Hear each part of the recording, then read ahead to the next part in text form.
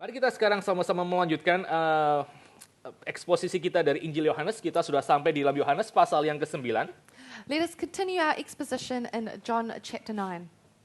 Yohanes pasal yang ke-9 kita akan melihat ayat pertama sampai ayat yang ke-12 pada minggu ini. We will look at John chapter 9 verses 1 to 12 this week. Yohanes pasal yang ke-9 ayat 1 sampai ke-12 saya akan bacakan untuk kita sekalian. John chapter 9 verses 1 to 12. I will read it for us all. As he passed by, he saw a man blind from birth, and his disciples asked him, "Rabbi, who sinned, this man or his parents, that he was born blind?" And Jesus answered, "It was not that this man sinned or his parents, but that the works of God might be displayed in him. We must work the works of him who sent me while it is day. Night is coming when no one can work. As long as I am in the world, I am the light of the world." Having said these things, he spit on the ground and made mud with the saliva. Then he anointed the man's eyes with the mud and said to him, "Go, wash in the pool of Siloam," which means sent. So he went and washed and came back seeing. The neighbors and those who had seen him before as a beggar were saying, "Is this not the man who used to sit and beg?" Some said, "It is he." Others said, "No, but he is like him." He kept saying, "I am the man." So they said to him, "Then how were your eyes opened?" He answered, "The man called Jesus made mud and anointed my eyes and said to me, 'Go to Siloam and wash.' So I went and washed and received my sight." They said to him, "Where is he?" He said, "I do not know." Mari kita sama-sama duduk kepala, kita masuk dalam doa. Let us bow our heads and enter into prayer. Our Father in heaven, we have read portions of your holy word, and as we want to meditate upon your Son, we pray that you would open our eyes and you would enlighten our heart and our mind, so that as we read and we think more about these scriptures portions, you will put the seed of the eternal life within our hearts, Lord, and we long to see that those seed will bear fruits tenfold, hundredfold until the age to come. Thank you, Lord. Please bless every one of us who are already here, and please your servant that would preach your word. We pray for your anointment and we pray for your wisdom, so that every word will not come out in vain. Thank you, Lord. Please bless every one of us in this service. In the name of our faithful Lord and Savior, Jesus Christ, we pray. Amen. Amen. Bapak Ibu sekalian, Yohanes pasal yang ke-9 ini merupakan satu bagian yang sangat penting di dalam keseluruhan Injil Yohanes. My brothers and sisters, John chapter 9 records an important incident in the book of John. Karena sebetulnya yang terjadi di dalam Yohanes pasal yang ke-9 ini merupakan satu ilustrasi, merupakan satu parable tentang misi Tuhan Yesus datang ke dalam dunia. Because this incident in John chapter 9 is a parable about Jesus' mission in the world. Bahkan Yohanes pasal yang ke-9 itu juga merupakan satu pasal yang bisa menerangkan kepada kita apa artinya menjadi orang Kristen. John chapter 9 is also a passage which shows us what it means to be a Christian. Dan apa yang kita harus kerjakan sembari kita menunggu Tuhan Yesus itu datang kembali ke dalam dunia. And what we ought to do is we are waiting for Jesus Christ to come on earth. Kita akan melihat passage ini di dalam Yohanes pasal yang ke-9 di dalam beberapa kali pertemuan. We will look at John chapter 9 in the next few meetings. Kali ini kita akan melihat bersama-sama dari pasal 9 ayat 1 sampai yang ke-12 sebagai awal dari pembahasan kita. But today we will look at verses 1 to 12 as the start of our exposition. Tapi sebelum kita melihat bersama-sama pasal yang ke-9, kita harus kembali mengingat apa kaitan antara pasal yang ke-9 dengan pasal yang ke-8. But before we enter into chapter 9, we have to look at what the connection is between chapter 9 and chapter 8. Di dalam pasal yang ke-8, maka bagian yang terakhir adalah ketika Tuhan Yesus mengatakan, "Before Abraham was, I am." In John chapter 8, it ends with Jesus Christ stating, "Before Abraham was, I am." Maka orang-orang Yahudi mereka mengambil batu dan mereka sudah siap-siap untuk merajam Tuhan Yesus, dan akhirnya Tuhan Yesus dia meninggalkan temple itu. The Jews took up stones and they were getting ready to stone Jesus, but Jesus left the temple. Jadi itu ya tindakan Tuhan Yesus untuk dia meninggalkan temple dan dia menarik diri dari hadapan orang-orang Yahudi, itu secara fisik membuat mereka kehilangan visi, kehilangan penglihatan tentang siapakah Kristus. So the action of Jesus hiding himself away from the Jews meant that they lost vision, they lost sight of Jesus. Tapi sebelum Tuhan Yesus dia betul-betul secara fisik menarik diri, itu sebetulnya orang-orang Yahudi, mereka sudah kehilangan spiritual vision tentang siapakah Kristus. But before the Jews lost this spiritual vision of Christ, they had already, before they lost the physical vision of Christ, they had already lost the spiritual vision of Christ. Sehingga ketika kita masuk ke dalam pasal yang ke-9, ini ada satu adegan di mana Tuhan itu mengembalikan vision dari orang yang buta bahkan sejak lahir. And so there's also a passage about Jesus returning sight to a blind man since birth. Jadi seakan-akan pasal yang ke-9 ini merupakan jawaban dari apa yang terjadi, yang dialami oleh orang-orang Yahudi. Mereka tidak bisa melihat siapakah Kristus. So chapter 9 is the answer to what happened to the Jews where they couldn't see who Jesus truly was. Lebih jauh lagi, saudara, kalau saudara melihat reaksi orang-orang Yahudi di dalam pasal yang ke-8, tadinya mereka adalah orang-orang yang diceritakan sebagai orang yang sudah percaya kepada Kristus. And you see the Jewish people in the passage beforehand, they are described as people who already knew Christ. Tetapi ketika percakapan di dalam pasal yang ke-8 semakin berlanjut, kita semakin lama semakin tahu ternyata orang yang tadinya digambarkan sebagai mereka yang percaya kepada Kristus tidak sungguh-sungguh percaya. But we could see in chapter 8 the people who said that they knew Christ did not truly believe in him. Nah, sementara nanti ketika kita melihat pasal yang ke-9 tentang orang buta ini, kita akan melihat bedanya antara orang Yahudi yang kelihatannya percaya dengan orang yang sungguh-sungguh percaya kepada Kristus itu di mana. But in chapter 9 we can see the difference between the Jewish people who said that they believed in Christ with someone who truly believed in Christ. Oke, jadi kita akan mulai melihat perlahan-lahan pasal yang ke-9, khususnya ayat yang pertama sampai ayat yang ke-12. So we're going to look at verses 1 to 12 first. Kita coba lihat ayat yang pertama, saudara-saudara. We have to look at the first verse. Ayat pertama mengatakan, as he passed by, he saw a man blind from birth. Waktu Yesus sedang lewat, ia melihat seorang yang buta sejak lahirnya. Jadi ketika Tuhan Yesus lewat, dia lihat ada orang yang dia langsung tahu ini adalah orang yang buta sejak lahir. So it's the man who was blind since birth. Saudara, ini merupakan satu satu bagian yang sangat penting untuk mengawali kisah bagaimana Tuhan Yesus menyembuhkan orang buta. And so this is a passage which shows us Jesus healing a blind man. Tuhan Yesus yang tidak buta, tentu saja dia melihat orang yang sedang buta tersebut dari lahir. So Jesus Christ was not blind, saw a man who was blind from birth. Jadi yang dilihat Tuhan Yesus apa? Yang dilihat Tuhan Yesus itu adalah satu brokenness, satu kerusakan yang terjadi di dalam dunia yang sudah jatuh ke dalam dosa. So what Jesus saw was brokenness that happened from a world that has fallen. Orang yang buta tersebut dia tidak bisa melihat Tuhan Yesus. A man who was blind could not see Jesus. Tetapi dia tidak tahu bahwa Tuhan Yesus itu sedang melihat dia. But he did not know that Jesus was seeing him. Nah, saya percaya ini juga merupakan satu penghiburan yang kita bisa terima di dalam hidup kita, Bapak Ibu sekalian. I trust that this is also a comfort that we can receive in our lives. Kita semua kita semua pasti punya pergumulan di dalam hidup, entah itu secara yang tadi kita doakan secara finansial, secara relasi, atau juga relasi dengan diri kita sendiri dan seterusnya. We all have struggles in our lives, whether that be finances or with relationships or even with our relationship with ourselves. Dan di dalam pergumulan kita, kadang-kadang kita tidak bisa melihat keluar dari dunia kita yang sudah terkurung dengan beban tersebut. And sometimes in our struggles, we are unable to look outside of the cage that our mind is in. Tapi di dalam ayat ini, paling tidak kita bisa tahu ada satu penghiburan yang sejati yang kita terima ketika kita tahu bahwa kita adalah milik Kristus. But in this verse, we see that there is true healing in the person of Jesus Christ. Yaitu apa? Yaitu Tuhan itu masih melihat kita, even though kita kadang-kadang tidak bisa melihat Tuhan. That is, God still sees us, even though sometimes we cannot see God. Dan pada waktu Tuhan melihat kita, maka Tuhan itu dia ingin untuk mengerjakan hal baik di dalam hidup kita. And when God sees us, He desires to do good in our lives. Sekali lagi, pada waktu Tuhan Yesus lewat di mana? Kelihatannya masih lewat di dalam kompleks bait suci tersebut, masih di dekat-dekat situ. As I said, as Jesus passed by, where was He passing by? This must be in the vicinity of the temple. Dia melihat orang yang buta sejak lahir. He saw a man blind from birth. Nah, orang yang buta sejak lahir, saudara, ini merupakan satu gambaran yang penting di dalam seluruh Injil Yohanes. A man who was blind from birth is an important image that we see in the book of John. Karena orang yang buta adalah orang yang senantiasa tinggal di dalam kegelapan, bukan? Because a person who is born blind is someone who lives in darkness, is it not? Dan yang namanya kegelapan di mana orang itu tinggal, ini merupakan satu gambaran dunia yang dilayani oleh Tuhan Yesus. And the darkness where this person lives is still somewhere Jesus ministers to.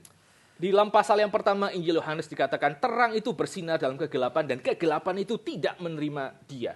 In John chapter 1 it says that the light has shone in the darkness and the darkness has not understood it. Nah, sekarang kita melihat bersama-sama ada orang yang di dalam kegelapan yang akhirnya Tuhan Yesus datang untuk menghampirinya. So now we see that there is someone in the darkness who Jesus goes to be with. Yang namanya kegelapan ya, yang dialami oleh orang buta ini merupakan satu gambaran penolakan dunia ini kepada Tuhan Yesus. The darkness that this person sees is an image of the rejection of Jesus by the world. Ini merupakan satu ilustrasi tentang dunia yang mereka tidak bisa mengenali penciptanya karena mereka sudah terlanjur buta, terlanjur gelap secara rohani sebetulnya. This is an illustration of people being unable to know their creator because they are in darkness, they are blinded. Bahkan kalau saudara melihat orang-orang yang digambarkan sebagai ada di dalam kegelapan, ini bukan sekedar orang buta di dalam pasal yang ke-9 saja. In fact, if you see who is being illustrated as being in darkness, it is not just this blind man in the passage. Karena kalau saudara mengingat di dalam pasal yang ketiga, kisah tentang Nikodemus yang datang kepada Tuhan Yesus pada waktu malam hari. Because if you remember in chapter 3, the story of Nicodemus who came to see Jesus during the night.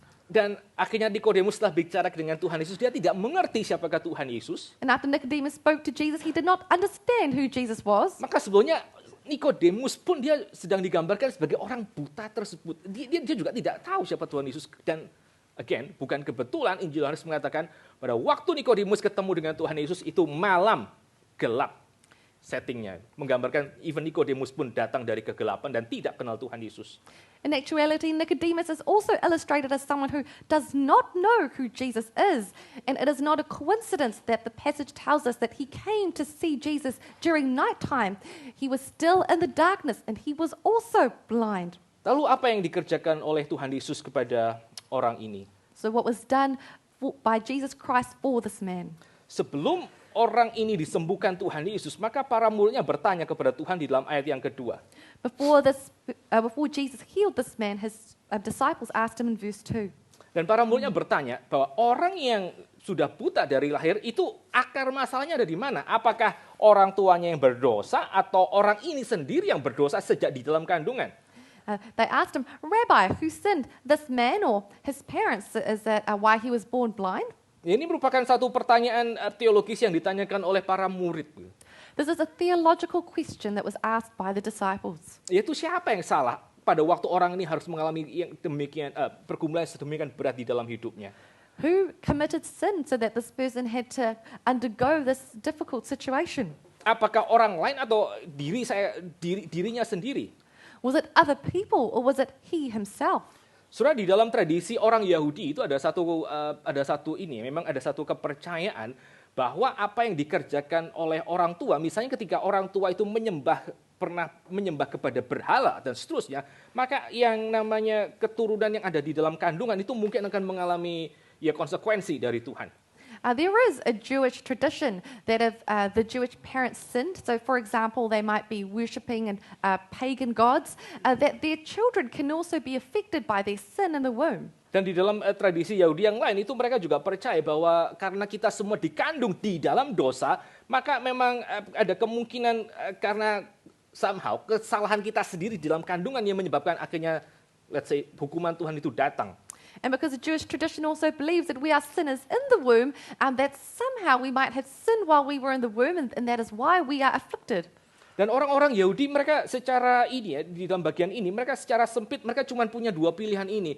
Ini orang sudah terlanjur buta dari lahir, sekarang salahnya siapa? Salahnya orang tua yang dahulu mungkin pernah bersalah kepada Tuhan, ataukah karena entah si bayi ini akhirnya bersalah ketika masih dalam kandungan, sehingga ada direct consequence dari dosa-dosa tersebut kepada anak yang masih kecil ini.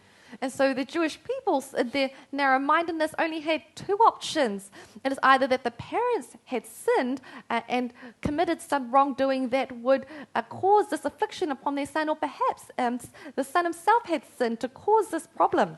Saudara, di dalam pengertian orang-orang Yahudi, kalau pilihannya cuma itu, maka mereka cuma akan berakhir dalam dua hal saja. Saudara. In the understanding of the Jewish people, if there are only these two options, then they would only have a limited choice. Entah mereka akan marah kepada orang lain yang menyebabkan mereka mengalami penderitaan seperti ini gitu. Dasar itu orang tuaku misalnya waktu itu kasih makanan kepada berhala, akhirnya aku buta. Mereka jadi itu marah kepada orang lain. They either can only choose to be angry towards other people. For example, I'm so upset at my parents because they worship these idols and that is why I am blind. Atau yang kedua, pilihannya adalah mereka menjadi orang-orang yang akhirnya depresi di dalam perasaan bersalah ya. Karena mereka ya dulu sudah terlanjur bersalah, sekarang saya harus terima konsekuensinya seumur hidup. And the second option is that they might be stuck in guilt and shame because it is because I have sinned that these afflictions have fallen upon me. Jadi baik orang percaya bahwa kesulitannya itu diakibatkan oleh orang lain dan menyebabkan marah, dan atau orang percaya bahwa dia sendiri yang menyebabkan kesulitan atas hidupnya, mereka akan sama-sama berakhir dalam satu kepahitan. So regardless of whether this person believes that other people cause their sin and they are angry towards these other people, or they are in guilt and shame because they feel that they are the ones who caused their sin, regardless they end up with a heart of bitterness. Tapi menariknya, kalau sudah perhatikan dalam ayat yang ketiga, Tuhan Yesus sama sekali dia tidak mengambil dua pilihan tersebut. But what is interesting is that we see in verse 3 that Jesus does not choose either of these options. Di dalam ayat yang ketiga, Tuhan Yesus mengatakan pada waktu orang itu mengalami kesulitan dalam hidupnya, itu tidak tentu itu karena dosa orang lain atau karena dosa dirinya sendiri secara direct. Jesus Christ says that just because someone experiences suffering in their life, it does not mean that it is because of the sin of other people or because of their own personal sin. Jadi Tuhan Yesus tidak tertarik untuk terus-menerus menggali masalah-masalah atau akar masalah yang menyebabkan orang itu ada di dalam dosa dan seterusnya. Because Jesus is not interested in exploring all this retrospective issue of who might have sinned. Tapi Tuhan Yesus dia memberikan satu terobosan ke depan, dan Tuhan Yesus mengatakan bahwa orang ini ada di dalam kebutaan, even though sejak lahir, itu adalah karena apa? Karena karya Tuhan itu akan dinyatakan di dalam dirinya. Itulah tujuan akhir kenapa orang ini boleh ada dalam kondisi buta seperti ini. But Jesus looks forward and he says that the reason that this man was blind from birth is so that the glory of God might be shown. And that is the purpose for his blindness. Sekali lagi Tuhan Yesus mengatakan ayat yang ketiga, it was not that this man sinned or his parents, but that the works of God might be displayed in him. Bukan salah orang tuanya atau bukan salah dia sendiri, tetapi supaya pekerjaan-pekerjaan Tuhan itu dinyatakan di dalam diri orang ini. So it is not his fault, it is not his parents' fault, but it is so that the work of God might be displayed in him. Dengan kata lain, Tuhan Yesus ingin mengatakan bahwa kesulitan kita hari ini, beban whatever yang kita pikul hari ini, itu merupakan satu konteks di mana Tuhan itu bisa menyatakan kemuliaannya. So Jesus says, whatever we are experiencing, whatever difficulties we have in our lives, this is the context by which God will show his glory. Dan saya percaya ini merupakan satu pertanyaan yang kita sebagai orang Kristen itu harus pertama-tama jawab ketika kita menemukan diri kita di dalam kesulitan besar. And I believe that this is a question that we as Christians must answer every time we find ourselves in great difficulty. Yaitu kita mungkin at some point ya, kita boleh bertanya kenapa ya saya bisa ada dalam kesulitan seperti ini. Tentu saja introspeksi seperti itu ada tempatnya. At some point we have to ask ourselves, why are we in this difficulty? Of course, there is space for such introspection. Tapi kalau kita ingin menjadi orang yang lebih bertumbuh, kita tidak cukup hanya bertanya kenapa saya bisa ada di dalam kondisi seperti ini, tapi kita harus tanya pertanyaan yang berikutnya, itu adalah bagaimana supaya pekerjaan Tuhan itu dinyatakan di dalam hidup saya. Dengan kata lain, bagaimana saya bisa growing untuk melihat Tuhan lebih jelas lagi di dalam kesesakan saya hari ini. But if we really desire to grow, we cannot only ask, why did this happen to me? We also have to learn to ask the question, how can I glorify God in my life? Or in other words, how can I continue to know God more and become sanctified so that I may grow as a person through my suffering? Itu yang dikatakan Tuhan Yesus ya. Bukan salah orang tuanya, juga bukan salah orang ini, tapi ini merupakan satu konteks di mana Tuhan akan menyatakan kemuliaannya, kata Tuhan Yesus kepada para murid. So that is what is said by Jesus. It is not because this man sinned or his parents, but that the works of God might be displayed in him. Dan Tuhan Yesus akhirnya dia kembali mengatakan bahwa selama ada di dalam dunia, maka dia adalah terang dunia dan dia harus mengerjakan pekerjaan-pekerjaan dari Allah yang mengutusnya. Jesus said, as long as he is in the world, he is the light of the world and he must do the works of the Father who sent him. Ya, jadi di sana Tuhan Yesus mengatakan, oke, sekarang aku adalah terang dunia dan sebagai terang yang diutus oleh Allah Bapa, sekarang aku akan menyatakan pekerjaan yang besar yang Allah itu sudah persiapkan untuk dinyatakan dalam hidup orang ini. So Jesus said, I am the light of the world, and as the light that was sent by the Father, I must do the Father's work that He has given me to glorify Him in this person's life.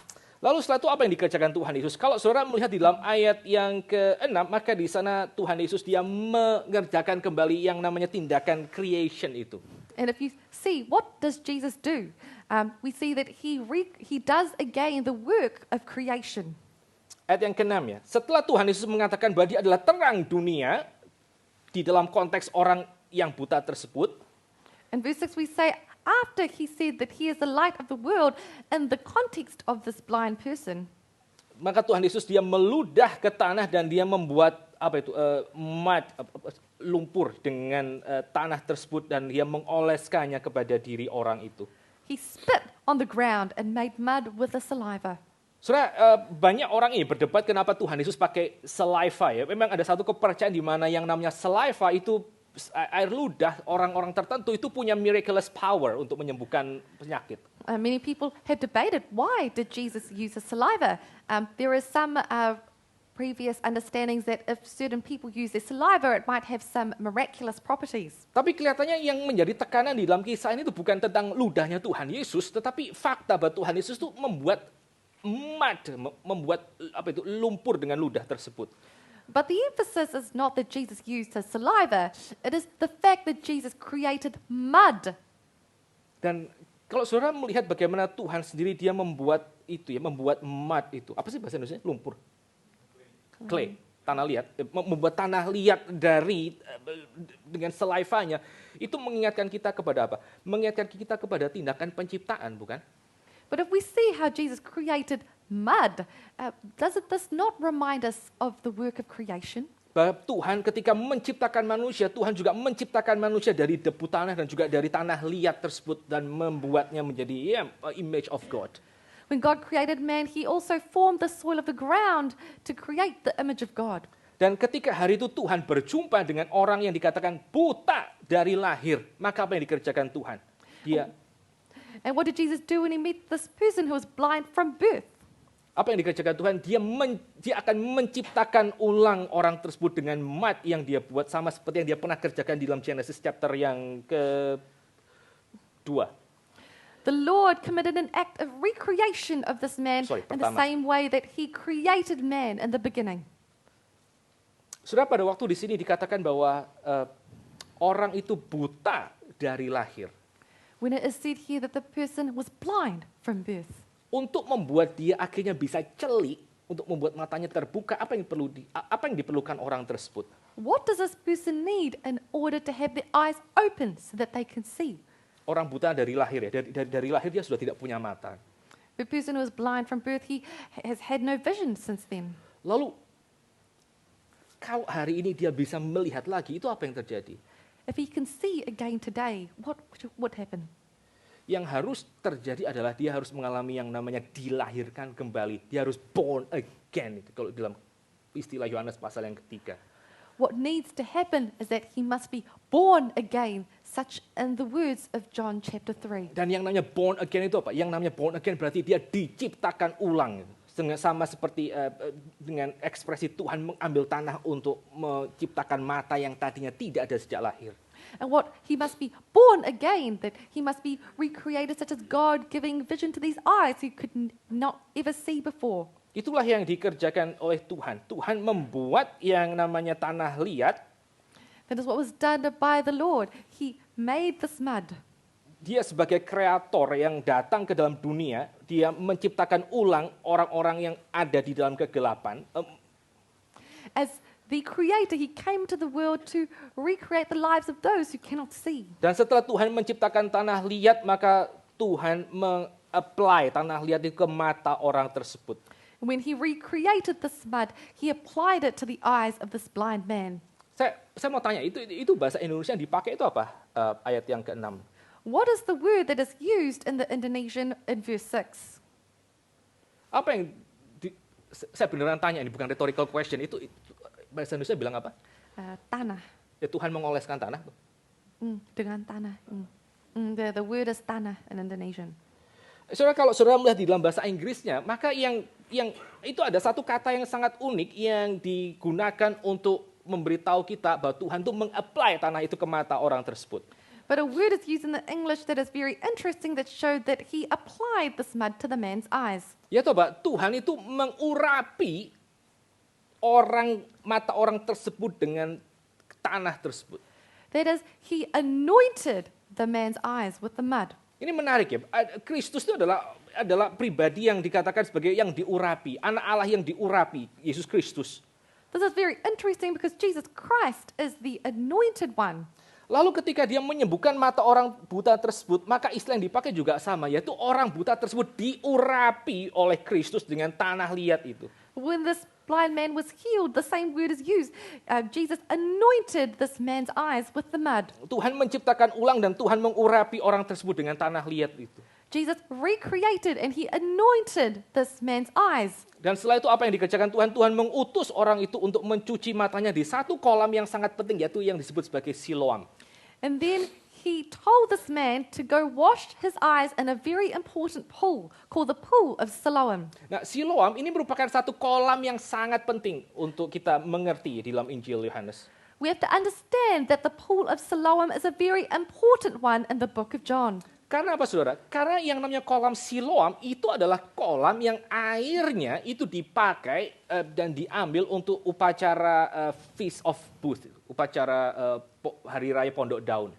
That is because the Pool of Siloam has the water that is used for the Feast of the Booths. Jadi pada waktu orang-orang merayakan Hari Raya Pondok Daun di pasal yang ke-7 dan pasal yang ke-8, So when people celebrated the Feast of the Booths in chapters 7 and 8, di mana mereka harus menuangkan air di bait Allah, maka air itu diambil dari kolam Siloam ini. where they had to pour water out from into the temple, the water came from the Pool of Siloam. Pada waktu Tuhan Yesus mengatakan kepada orang banyak, siapa yang haus datanglah kepadaku, maka itu dikerjakan ketika air dari kolam Siloam itu dituangkan di dalam bait Allah. When Jesus said, "For those who are thirsty, come unto me," he was saying this as water was being poured in from the Pool of Siloam. Dengan kata lain, kolam Siloam ini adalah satu kolam yang menjadi milik publik. Itu semua attention orang ada di dalam kolam Siloam tersebut. Ini kolam yang sangat penting. In other words, this is a public pool. Everyone's attention and the public was on this pool, and it is very important. Jadi ketika Tuhan itu mengurapi mata orang itu dengan tanah dan Tuhan minta orang itu mencuci di kolam bernama Siloam, itu merupakan satu demonstrasi supaya semua orang melihat apa yang akan terjadi dengan orang buta yang mereka tahu dari sejak lahir tidak bisa melihat. So when Jesus anointed the eyes of this man with mud and told him to wash it off in the Pool of Siloam, this means that Jesus was committing a public act where he wanted everyone to see what happened to this man, everyone who knew that he had been blind from birth. Dan apa yang terjadi? Akhirnya semua orang pada waktu orang buta itu selesai membasuh matanya, mereka semua bisa melihat bahwa orang buta ini akhirnya celik. Dia bisa melihat lagi. So what happened? Everyone saw that after this man washed his eyes, that he could see. Orang yang tadinya buta dari lahir, dia mengalami secara parabolik itu rebirth, dilahirkan kembali sehingga dia bisa melihat. A man who was blind from birth experienced parabolically a new birth, recreation. Orang yang tadinya ada di dalam kegelapan, sekarang dia bisa melihat terang tersebut. A person who was in darkness now can see the light. Orang yang tadinya dianggap sebagai orang yang tidak berguna, orang yang dipinggirkan, orang yang hanya bisa begging mercy orang lain, sekarang dia menjadi ciptaan yang baru di dalam tangan Tuhan Yesus. A person who was useless, who was cast aside and could only rely upon the mercy of others, now has become a new creation in Jesus Christ. Saudara, di dalam kebudayaan orang-orang Yahudi, orang yang buta tentu saja dia tidak bisa menjadi legal eyewitness itu di pengadilan. In Jewish culture, a blind person was not considered a proper legal witness. Dan sekali lagi sebetulnya gambaran orang buta ini merupakan gambaran dari kita sekalian, orang-orang yang tadinya di luar Kristus.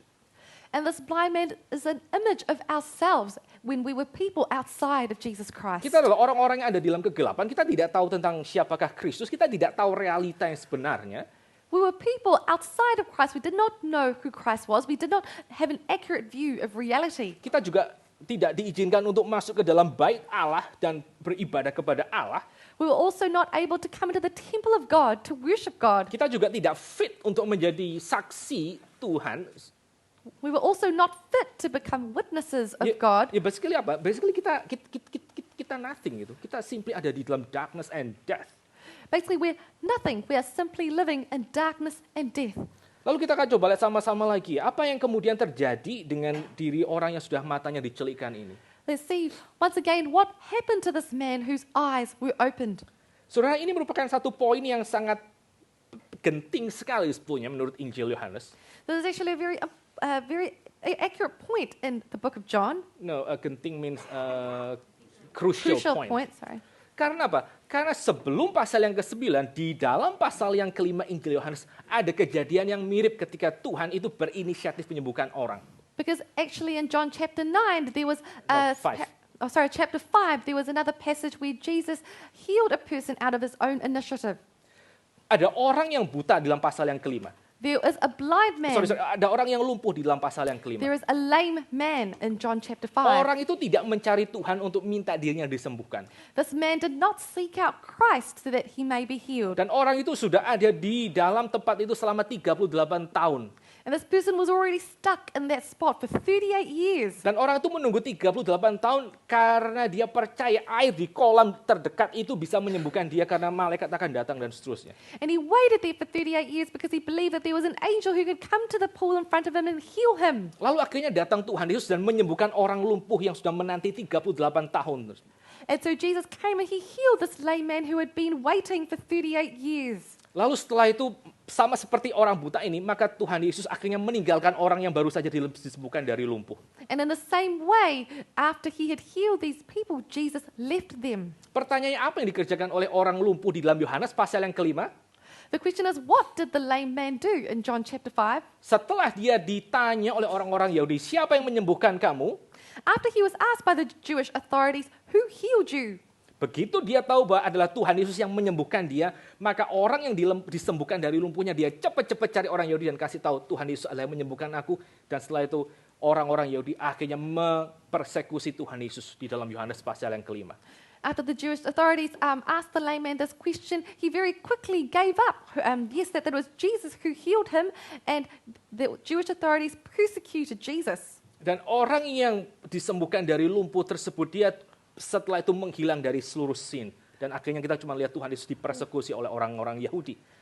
And this person who was lame disappears from the scene. And we only see in the story later that Jesus was persecuted. Orang yang dicari Tuhan Yesus, orang yang dipulihkan Tuhan Yesus, sekarang dia menjadi orang yang menyerahkan Tuhan Yesus kepada tangan orang Yahudi. A person who was sought for by Jesus Christ and healed by Jesus became the very same person who gave him up. Maka pertanyaan ketika kita melihat di sini, orang yang buta dari lahir jauh lebih lama 38 tahun.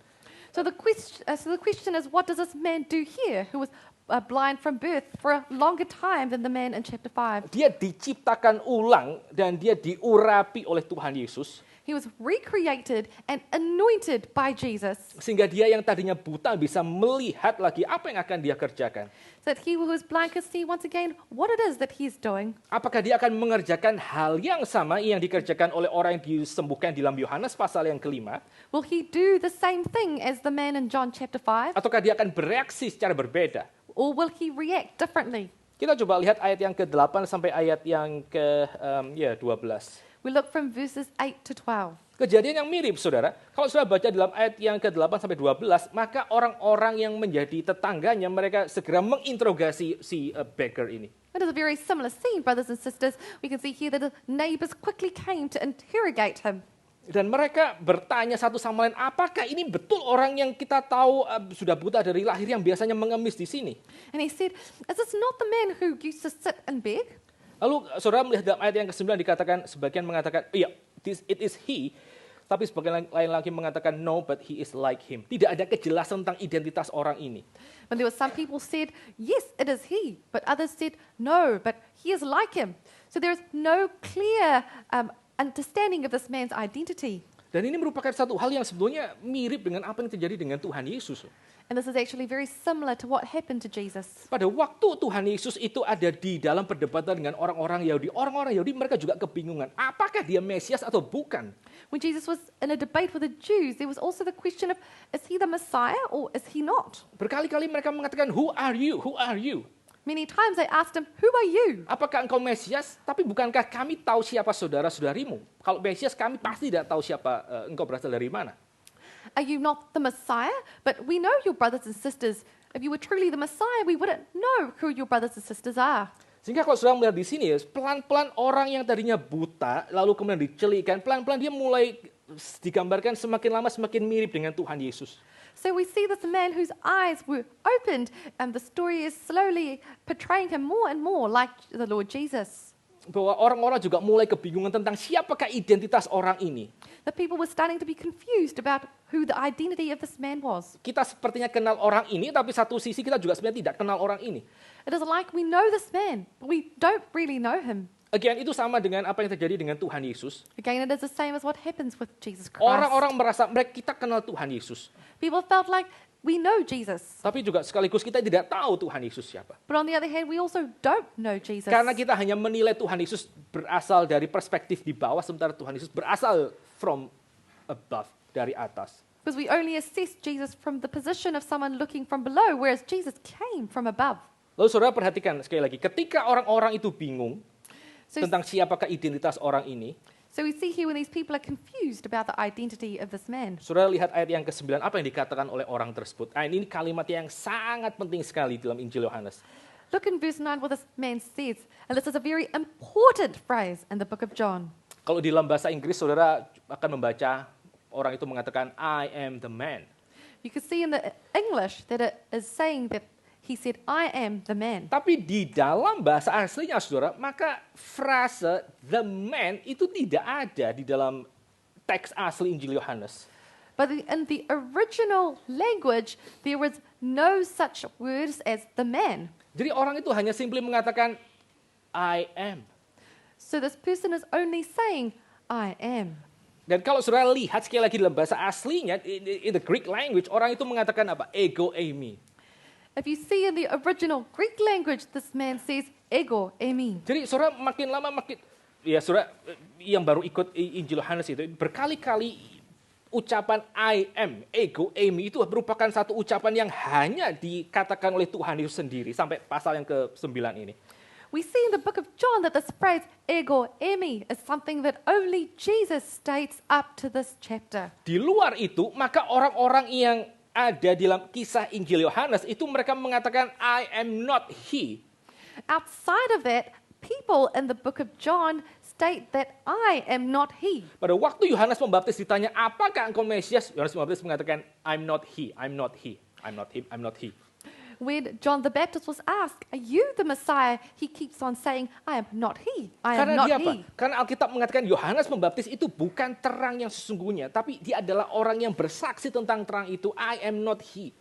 Why? It is because the scriptures state that John the Baptist is not the Messiah, but he is the man who is preceding the Messiah. So he says, I am not he. Kalau saudara lihat lagi apa yang terjadi di dalam Yohanes pasal yang ke-18, So you see what's happening in John chapter 18. maka pada waktu Petrus itu diinterogasi oleh itu ya, that little servant girl.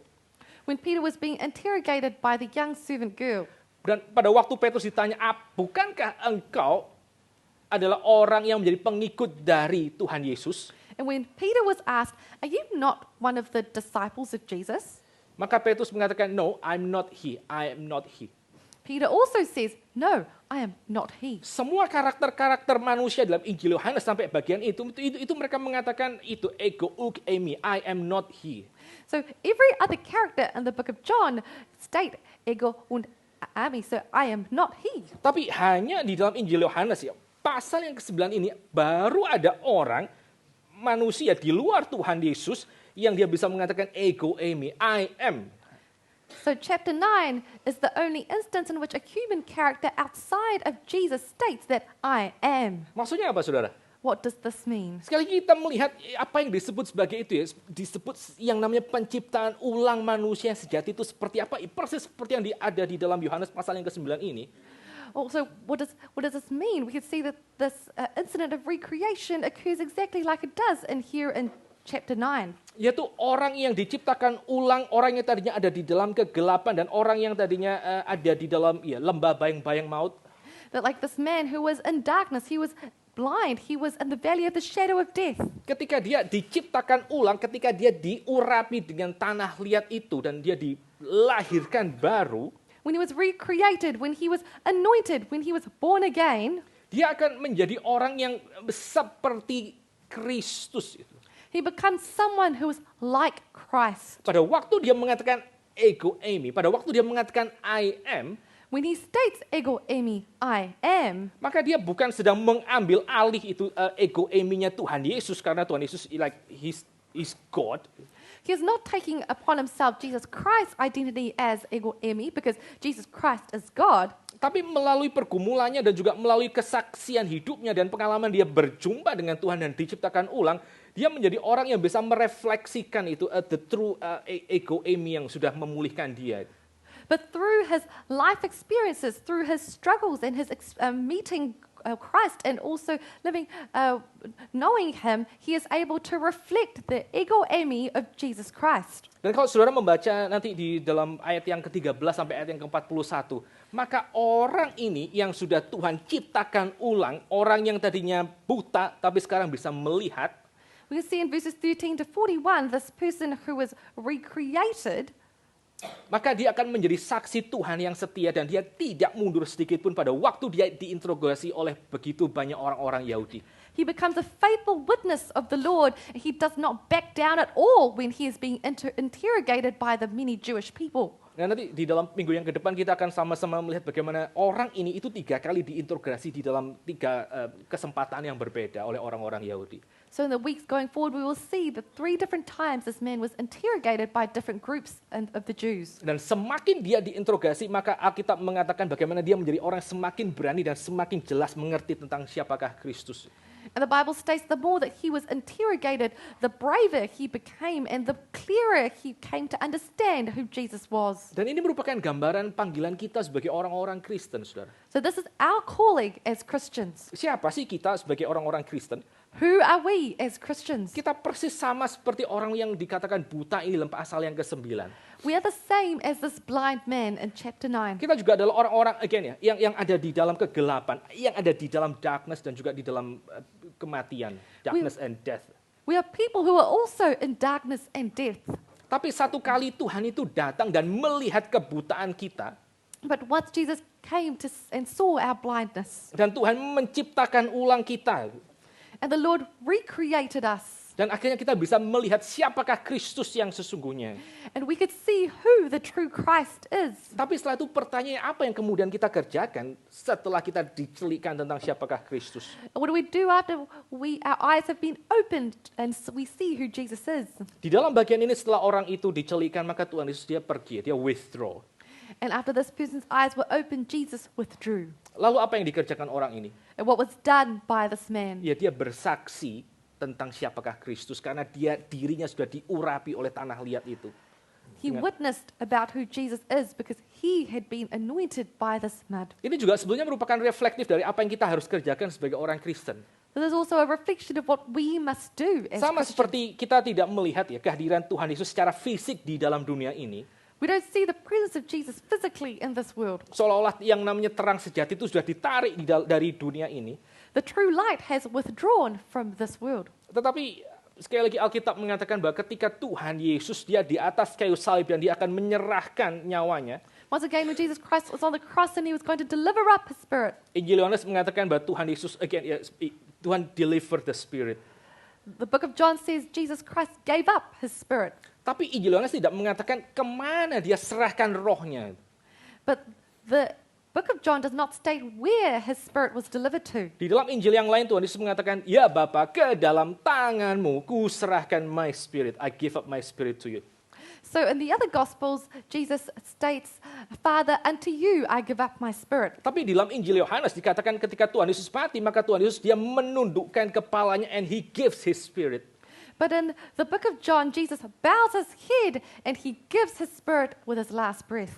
Dengan kata lain dia kemungkinan besar bukan menyerahkan versi Injil Yohanes ya, dia tidak menyerahkan nyawanya kepada bapaknya, dia tidak menyerahkan spiritnya kepada bapaknya, tapi dia serahkan nyawanya kepada siapa? Kepada orang-orang yang mengikuti dia di bawah kaki salib itu. He gives his spirit. So in other words, in the Gospel of John, he is not giving up his spirit unto his Father, but he's giving his spirit to those below him who are following him. Pada waktu aku ditinggikan, aku akan mengutus dia untuk engkau, yaitu roh penghibur itu. When I am lifted up, I will deliver my spirit upon you. That is the Holy Spirit. Dengan kata lain apa? Dengan kata lain kita, orang-orang Kristen, kita juga adalah orang-orang yang sudah di-anointed. Kita juga diurapi oleh Roh Kudus yang dijanjikan oleh Kristus. In other words, we as Christians are also anointed. We've been anointed by the Holy Spirit that is given to us. Sama seperti orang yang tadinya buta dan illegible untuk menjadi witness di dalam court. Same as the man who was blind and ineligible to be a witness in court. Tapi akhirnya diciptakan ulang sehingga dia mampu dan layak untuk menjadi saksi Kristus. Kita pun adalah orang-orang yang setelah diurapi kita juga mampu dan layak untuk menjadi saksi Kristus. But then he was recreated and now becomes able and someone who ought to be a witness. We also ought to become a witness of Jesus Christ and are eligible now to do so. Saudara lihat apa yang dikatakan dalam ayat yang ke-7. What was said in verse 7? Go and wash in the pool of Siloam. Pergilah dan basuhlah di kolam Siloam. Lalu Alkitab mengatakan apa yang dimaksud dengan Siloam? Siloam itu artinya sent. And the Bible says what is meant by Siloam. Siloam means sent. Siloam itu artinya yang diutus. Siloam means that who is sent. Siapa sih yang diutus? Who is sent? Ayat yang keempat mengatakan kita harus mengerjakan pekerjaan-pekerjaan Dia yang mengutus aku.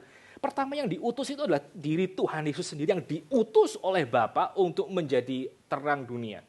So who was sent in verse 4, it says we must work the works of him who sent while it is day.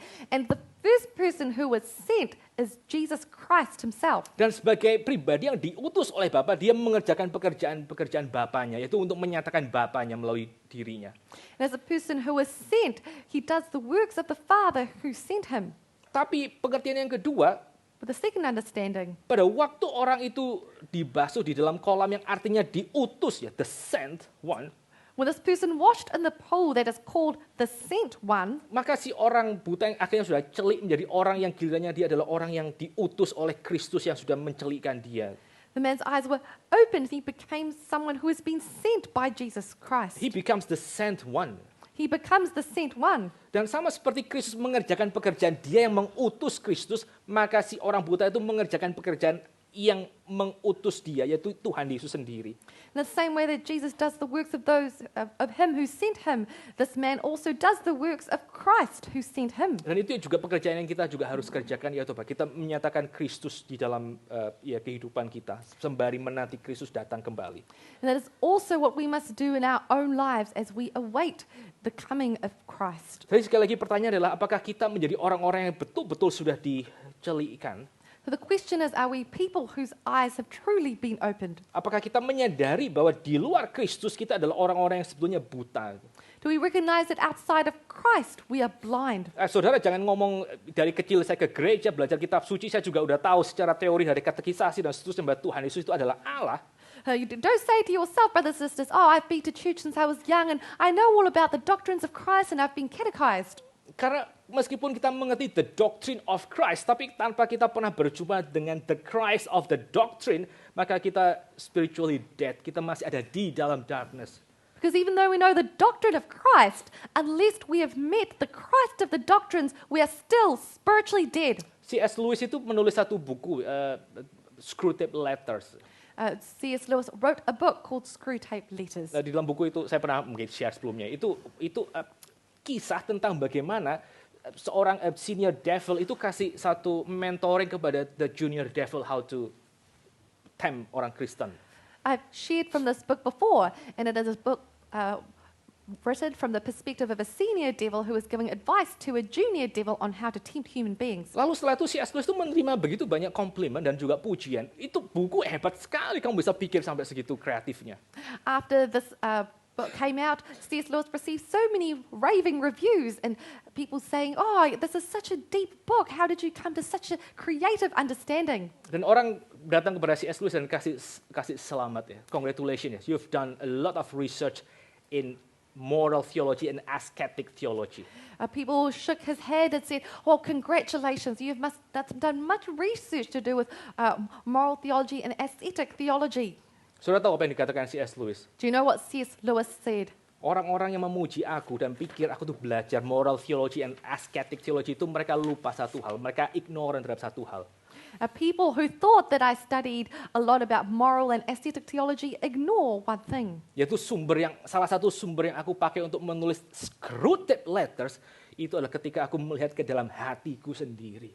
One of the sources that I used to write the Screwtape letters was my own heart. My own dark heart. Itulah yang membuat aku bisa tulis itu screwtape letters karena aku tahu apa artinya tipuan-tipuan dan bagaimana hatiku selantiasa diajak untuk pergi dari Tuhan. That is my own dark heart. When I look at myself, I can see the many ways in which I have easily led astray into doing ungodly things. Sehingga hari ini mari kita sama-sama waktu kita memikirkan bagian ini, memikirkan bagaimana Kristus adalah terang dunia yang dia mencelikkan dan menciptakan ulang orang yang buta dari lahir. So as we meditate upon this passage, how Jesus Christ is someone who is able to give a recreation to a man who was blind. Mari kita sama-sama bertanya kepada diri kita sendiri dalam terang firman Tuhan. Apakah kita actually masih buta? Let us ask ourselves in the light of scriptures, are we still blind? Apakah hati kita actually masih gelap dan kita tidak melihat kemuliaan Kristus? Our hearts still in darkness, and do we not see the glory of God? Apakah kita jadi orang Kristen masih terus melihat hal-hal yang juga dilihat oleh dunia, ataukah kita melihat hal-hal yang juga dilihat oleh Tuhan? Are we still looking at things of the world, or are we looking at things of Christ? Ataukah kita sudah betul-betul punya pergumulan bahasa ingin menjadi saksi Tuhan, sebagaimana orang buta itu setelah dicelikan dia menjadi saksi Tuhan di tengah persekusi sambil menanti Tuhan itu datang kembali. Are we truly going to be witnesses of Christ in the same way that this man was a witness for Jesus until he comes again? Kita akan lanjutkan bagian ini minggu depan, tapi sekarang mari kita sama-sama tunduk kepala, kita masuk di dalam doa. We'll continue this discussion next week, but let us bow our heads and pray.